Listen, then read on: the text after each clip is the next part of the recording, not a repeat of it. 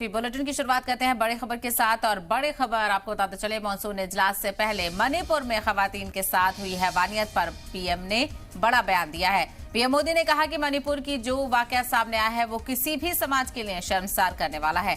गुनाह करने वाले कितने हैं और कौन है वो अपनी जगह पर है, पर बेइज्जती पूरे मुल्क की हो रही है। किसी भी गुनहगार को बख्शा नहीं जाएगा। तो मणिपुर का जो वीडियो इस वक्त मंजर-ए-आम पर आया है उसको लेकर तमाम सवाल उठ रहे हैं। अपोजिशन लगातार सरकार पर निशाना साध रहा है, तो वहीं इस वाकये की और इस हैवानियत की कड़े अल्फाज में मजम्मत की जा रही है। तो वहीं पीएम मोदी से भी इस मामले को लेकर बोलने की बात कही जा रही थी, उनकी चुप्पी पर निशाना साधा जा रहा था। तो आपको बताते चले, ऐवान की कार्यवाही शुरू होने से पहले पीएम मोदी ने जब मीडिया से खिताब किया तो उन्होंने मणिपुर की हैवानियत वाली वीडियो को लेकर भी बात कही। उन्होंने कहा कि ये पूरा वाकया शर्मसार करने वाला है। खवातीन के साथ जो हैवानियत हुई है उसको लेकर पीएम मोदी ने कहा कि जो लोग इस वाकये में शामिल हैं वो किसी भी समाज के लिए हों, ये पूरे मुल्क को शर्मसार कर रहा है। गुनाह करने वाले कितने हैं और कौन है वो अपनी जगह पर हैं, पर बेइज्जती पूरे मुल्क की हो रही है। किसी भी गुनहगार को नहीं बख्शा जाएगा। यकीनन वीडियो झकझोर देने वाला है और हैवानियत की इंतहा भी उस वीडियो में नजर आती है। तो मणिपुर से जुड़ा हुआ वीडियो लगातार मंजर-ए-आम पर आ रहा है। इसको लेकर कड़े अल्फाज में मजम्मत की जा रही है, कार्रवाई करने की बात की जा रही है। तो दूसरी तरफ इस मामले को लेकर सुप्रीम कोर्ट में भी समाअत होगी। सुप्रीम कोर्ट की तरफ से सरकार से जवाब मांगा गया है। क्या कुछ पीएम मोदी ने कहा, सुनिए। आज जब मैं आपके बीच आया हूं, इस लोकतंत्र के मंदिर के पास खड़ा हूं, तब मेरा हृदय पीड़ा से भरा हुआ है, क्रोध से भरा हुआ है।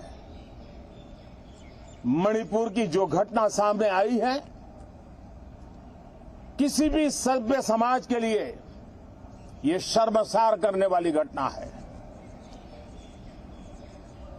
पाप करने वाले, गुनाह करने वाले कितने हैं, कौन है, वो अपनी जगह पे है, लेकिन बेइज्जती पूरे देश की हो रही है। 140 करोड़ देशवासियों को शर्मसार होना पड़ रहा है।